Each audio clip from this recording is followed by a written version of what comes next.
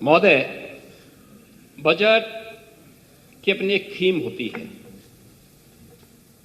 और 2025-26 के इस बजट को लेकर के जब मेरे सहयोगी वित्त मंत्री ने इस सदन में इस बजट को प्रस्तुत किया था तो एक थीम के साथ प्रस्तुत किया था। ये हमारा सौभाग्य है कि आदरणीय प्रधानमंत्री जी के मार्गदर्शन में ये हमारी सरकार का 9वां आम बजट था जिसको हमें इस सदन में प्रस्तुत करने का सौभाग्य प्राप्त हुआ है और हर बजट अपनी एक निश्चित थीम के साथ आगे बढ़ा। हमने 2017-18 में अपना पहला बजट प्रदेश के अन्नदाता किसानों को समर्पित किया था। याद करिए, उस समय प्रदेश में एक कृषि बाहुल्य प्रदेश है। इस किसान का अन्नदाता किसान आत्महत्या कर रहा था और उस समय ऋण माफी के एक बड़े कार्यक्रम के साथ हमने बजट प्रस्तुत किया था। मुझे प्रसन्नता है, आज अन्नदाता किसान खुशहाल है, आत्महत्या प्रदेश में बंद हुई है।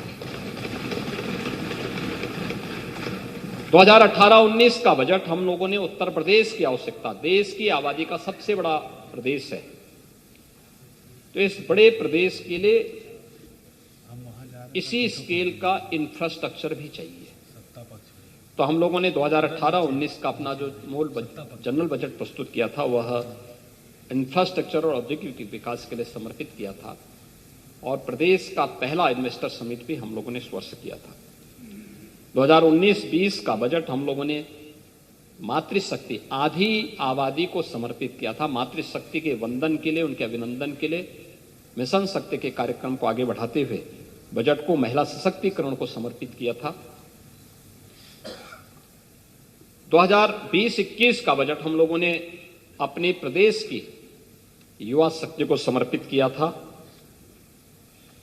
और 21-22 का बजट प्रदेश के स्वावलंबन से सशक्तिकरण की थीम पर आधारित था।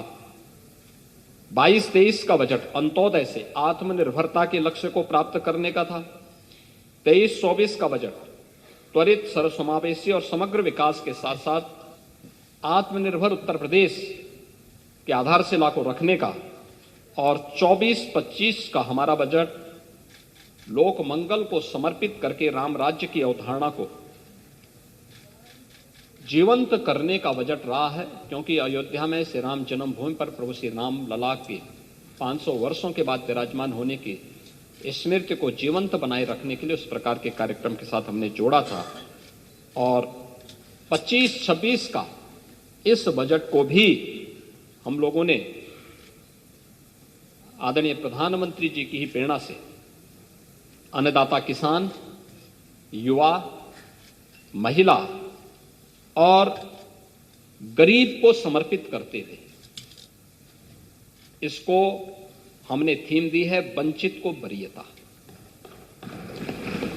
वंचित को वरीयता की इस थीम के साथ यह बजट यहां पे प्रस्तुत किया गया है और इस बजट में अंत्योदय से उन्नत अर्थव्यवस्था तक, ईज ऑफ लिविंग से ईज ऑफ डूइंग बिजनेस तक, कृषि से गरीब कल्याण तक, आस्था से आजीविका तक, शिक्षा से स्वावलंबन तक, संस्कृति से समृद्धि तक और महिला सशक्तिकरण के संकल्प को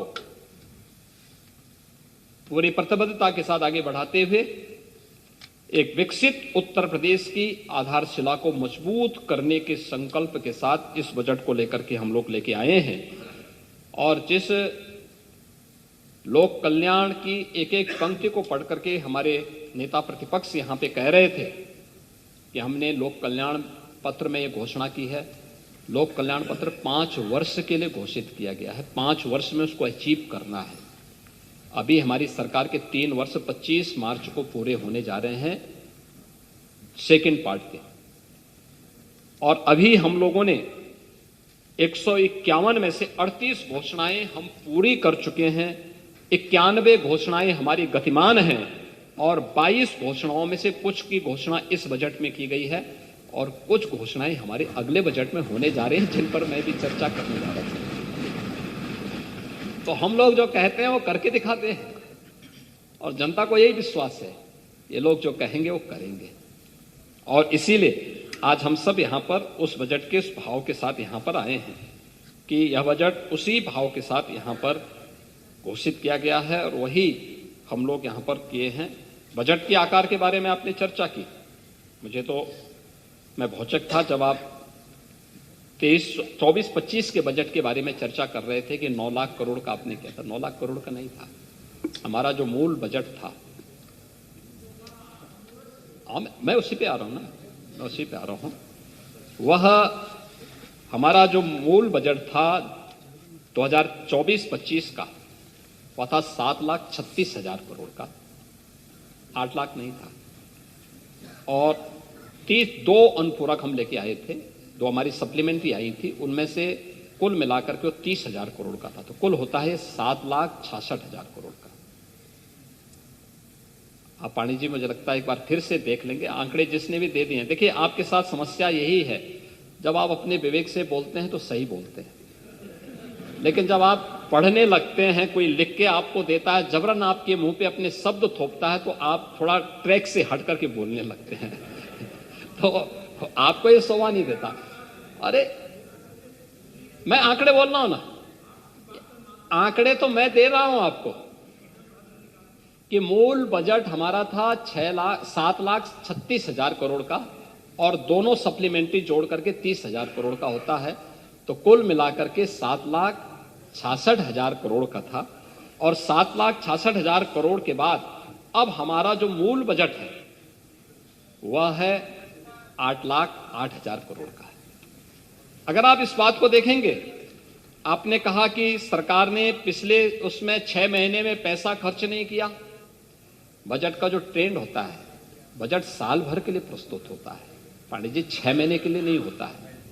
योजनाएं बनती हैं, बनने के बाद उसको फिर उसके एग्जीक्यूशन में कुछ समय लगता है, फिर वो आगे बढ़ता है, फिर उन ऑनगोइंग प्रोजेक्ट जो होते हैं ये चलते हैं, एक समय सीमा होती है, किसी के 18 महीने होती है, किसी के 24 महीने होती है, उसके दौरान ही वो चीजें होती हैं। आप उसको पहले 1 साल में 6 महीने में क्यों पूरा कर देना चाहते हैं? कुछ गड़बड़ जरूर है। और इसीलिए मैं वही कह रहा हूं ना, मैं वही कह रहा हूं कि आपने 24-25 के बजट की जो बात की, उसमें भी आप सही तथ्य नहीं प्रस्तुत कर पाए। मैं तो आपको दे रहा हूं, आप 15-16 के बजट को देखें, 16-17 के बजट को भी देखें और 24-25 के बजट को भी देखें, तो सभी बजट में एक जैसी वो दिखेगी। हां, अलग विषय है कि बजट के दायरे को हमारी सरकार बढ़ाने में सफल हुई है और उसके परिणाम भी मैं इसमें भी चर्चा आपसे करूंगा कि बजट जितना पहले खर्च होता था उससे ज्यादा खर्च आज बढ़ा है, उससे ज्यादा हुआ है और उसी पे हम आज इस पे चर्चा भी करेंगे। बजट का आकार इस 25-26 का जो बजट का आकार है वह पिछले बजट से कम नहीं है, बल्कि उससे ज्यादा है। जो कुल दोनों बजट को मिला, यानी मूल बजट के साथ साथ सप्लीमेंट्री को भी जोड़ लेंगे तो 7,66,000 करोड़ का होता था और इस बार बढ़ाकर के यह 8,08,736 करोड़ रुपए से अधिक का यह बजट है और यह किसी भी राज्य का सबसे बड़ा बजट है।